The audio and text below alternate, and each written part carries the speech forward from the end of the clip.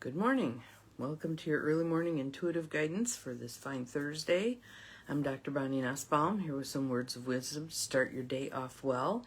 And I'm noticing my little light beam here shining into my mind. We'll see if that gives me a boost here because, haven't been banging on all cylinders recently. So we'll give it a minute here for everybody to pop on. I am a few minutes later than usual again, but starting to get a little bit of routine back in our lives, so that's always good. There's our first person popping on. Your name isn't rolling, but I see a 1, so I know somebody's here. Welcome, welcome. So, Jonille, good morning, dear. Good morning, good morning. Glad you were here. So I'm probably going to have these weird lapses here and there because it's my brain working to catch up with me. So just a quick little update on my dad. He's still in the hospital, and given how he looked when we went in yesterday morning, it was not pretty. But by the end of the day, so what they're thinking now is, good morning, Beth, glad you're here. Some massive infections, and that when you have a person who has dementia, good morning, Nancy, glad you're here. Massive, anything, a UTI, whatever. Hello, Beth, welcome. All hell breaks loose. So they're actually thinking some pancreatitis, some pneumonia, what else? There was one other thing that had infection, so he's getting some pretty massive doses of antibiotics, and yesterday he mostly slept. So we'll see where he's at today. My sister who's here with me, we're kind of tag teaming things, and then my other sister is flying in on tonight, so I'll pick her up at the airport tonight. And my brother, unfortunately, is sick, so he can't really be around Dad. So we're cobbling things together the best we can. Good morning, Ruth Ann. Glad you're here. Thank you for the sunshine. I want to thank you all for all the prayers you're putting up for us. And I'm going to miss my yoga class today, so I asked Bobby if she would have everybody do an Om for us. So we have a card deck we haven't seen in a while, and a really good card. So it's the Sacred Forest deck by Denise Lynn. And let's start with some tapping and breathing because God knows I need it. So pick your spot. I happen to like this one because it feels very centering and grounding. And that's going to fit right in with our card today. Just realize that. And breathe in through the nose. Out through the mouth. Let your shoulders drop. In through the nose. Out through the mouth. Good morning, Abigail. Glad you're here. Welcome. In through the nose. Hold at the top. And out through the mouth. And if that felt really good to you, keep going. Keep going. You can tap and breathe through this entire reading. We'll see how that feels to you at the end. The more, the better, I believe. So, Sacred Forest, Denise Lynn. If you have the deck, it's card number 14. It is Earth Spirit Stability. And there she sits, plopped on Mother Earth, soaking up the vibes. So let's see what it has to tell us. In the lazy quietude of a warm summer afternoon, which I think we're going to have today, you recline on the soft moss on the forest floor and listen to the heartbeat of the earth. Her rhythmic cadence surges up from the ground beneath you. With each beat, you remember who you are and what is truly important in life. The strengthening, grounding energy of the earth is filling every part of you. Now here's where it's talking directly to us. It's time to take measure of your life and put your roots down. Assess who you are and where you are. Make plans for the future, but don't act on those plans until you feel secure in stepping forward.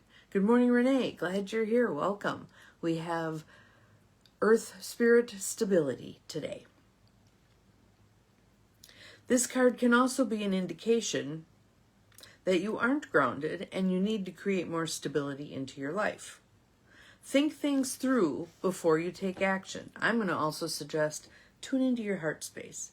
Listen to your heart and soul. Get quiet. Get still. Heed that inner guidance. Sometimes our heads can mislead us, but our heart and soul never will. Take time to plan your future carefully. Don't rush into anything. Strength is growing within you. Security and protection surround you. You are safe. If you're thinking of making secure financial investments and receive this card, it's telling you that this is a good time to do so. It's not a time to take risks. The Earth Spirit provides the trees, plants, flowers, rivers, streams, oceans, mountains, and valleys, and supports us all with her bounty. She's stable and strong in her devotion to us. Hear that again. Mother Earth is stable and strong in her devotion to us. How's our devotion to her? Just asking. You're supported and loved, even if you're not always sure of it. The seeds that you plant now will bring abundance in the future, but only if you take the time to nurture those new beginnings. We've talked about that. There's one more part here, but we've talked about that when you're birthing something new, you don't throw it out into the world right off the bat. It needs to be taken care of and nurtured, much like a newborn, and cultivated. And then when it's ready, you put it out there a little bit and a little bit and a little bit, allowing it to get stronger, kind of like hardening off plants that have been growing in a cold frame. You don't just plant them in the ground and say, fend for yourselves. You typically raise the lid on the cold frame a little bit, let some cooler air in there, a little more, until they're ready to be transplanted. So here's the last part. The Spirit of the Earth says, be present in the moment. Be here now. Be present in the moment. Slow down and let go of the busyness and frenetic pace of life. Would I have thought, and this is going to influence going forward, would I have thought spending time in the hospital with my dad was going to help me shift perspective? Probably not. But what I'm figuring out is when someone goes down, when someone is sick, the buck stops here. All the rest of the stuff becomes far less important, all the stuff that we typically wind ourselves in a knot over, and you become very focused on that person, which is driving him nuts because he's saying, why is everybody, basically, why is everybody taking care of me? And that explanation of who he is and how we value him, he's not getting that. He's not getting that. So wouldn't it be useful to now, right here, right now, begin that process, valuing those around you and valuing yourself, so that when it's you and people want to take care of you and help you, you understand why they do. Because they love you, they care about you, they value you, and you can see your own value. Slow down and let go of the busyness and frenetic pace of life. Explore your roots. Honor your past. Go deep. Reflect on your life. And I'll tell you, there's nothing like losing an uncle to a farm accident on Saturday and having your dad go down on Monday or Tuesday. That was Tuesday. Was that Tuesday? I don't know. It's all blending together. To really get you to look at, really get me to look at, what's most important? How can I value who's around me right here, right now? I've really been valuing the excellent nurses. It's a huge thing. You want good people taking care of your good people, right? And my poor sister is afraid that, I bet we're pissing them off with all our questions. I'm going, no, this is what they do for a living. It's not just tending to the person who's in the hospital bed. It's tending to family as well. And we have the right to ask questions. And I told her, and I'll tell all of you, there's a direct correlation between the quality of the care your person gets and the number of people who give a shit about them. Yes, go nurses. Absolutely go nurses. They are so talented, not just in the technical stuff, but in all the stuff that matters. Bedside manner. So far we've had one physician. I mean, there have been probably a dozen physicians of various specialties in and out of there. So far there's only been one that I wanted to boot from the room. So I didn't think that was too bad. And dealing with us, had things gotten a little further along, I would have asked him to leave. But for the most part, the care has been wonderful. They're very attentive. They can crack jokes with him, which he adores. He loves that. So, yeah. Here's another opportunity. I'm going to say it again. Here's an opportunity to talk to your people about what they want. Because one of the things they asked was, because he was very not responsive yesterday morning. Once they figured out the infection thing and they got the IVs going for that, and then he began to turn around and became more responsive, etc.